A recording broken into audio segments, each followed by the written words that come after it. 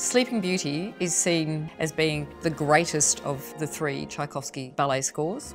It also represents a turning point, another turning point in ballet music history, in that it's the first really abstract ballet.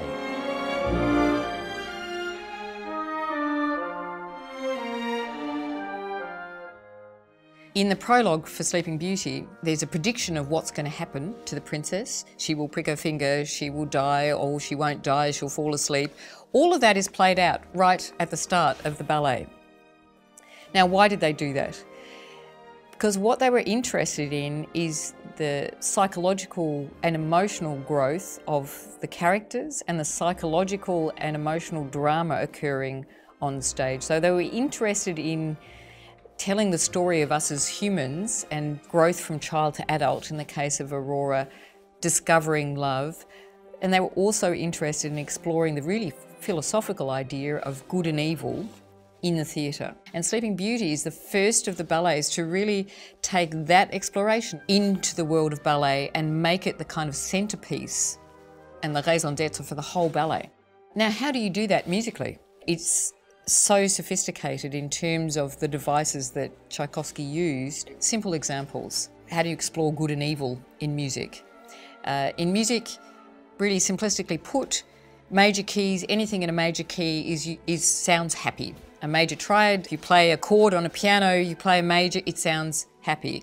You put a minor third in there, it becomes a minor chord. It's the music that's used for sad things, for funerals, every time someone dies, it's all in a minor key.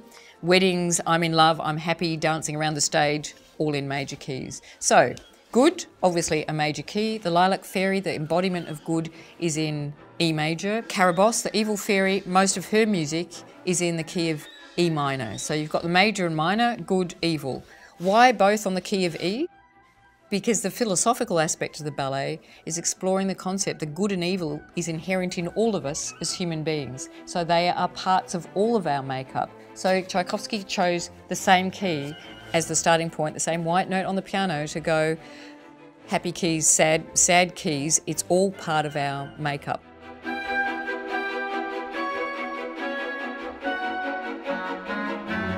As Carabosse becomes angrier, her music takes on an angrier tone.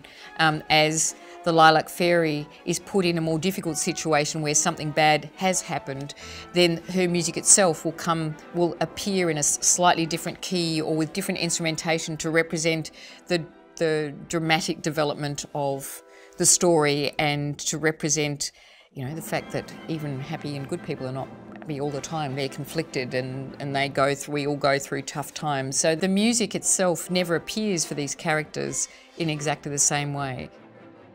In music, there's a thing called a cycle of fifths, and keys that are most closely related to each other are a fifth away from each other on the piano. You go up 5 steps all the time and you get the major key that's most closely related to the next one. He uses this cycle of fifths, so the key structure is really something that you can't take apart in the way ballet scores had been to that point. You have this sense, even subconscious sense, that if you do what was done with other ballet scores, even with Swan Lake, and chop it up, that it makes no sense.